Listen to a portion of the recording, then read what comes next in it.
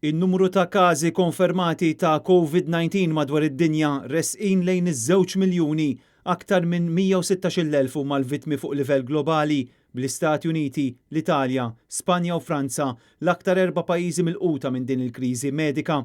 Ir-Renju Unit beda r-reba' ġimgħa taħt lockdown dan hekk kif il-vittmi biż-żidiet li kellna f'dawn l-aħħar 3 ijiem qabżu il-11,000. Fl-Italja l-awtoritajiet tas-saħħa qed jittamaw li l-iskeli jerġgħu jiftħu wara s-sajf f'Settembru.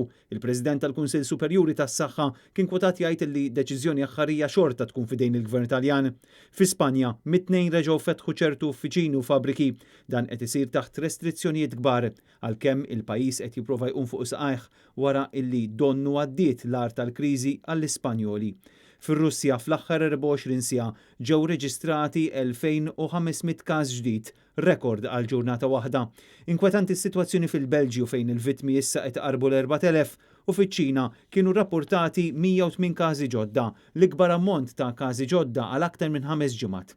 Fuq in-naħa l-oħra tal-Atlantiku, uffiċjali għolja fil-qasam tas-saħħa pubblika fl-Istati Uniti mhux qed jaqblu mal-President Amerikan Donald Trump illi jrid ineħħi r-restrizzjonijiet mill-aktar fis. L-Amerika bħalissa huwa il-pajjiż bl-akbar ammont ta' vittmi, aktar minn 22,000 persuna li mietu. Il-COVID-19 qed iħalli impatt bla preċedent anke fuq l-ekonomiji globali bil-prezz internazzjonali taż-żejt jibqa' jvarja bejn $25 u $30 kull barmil.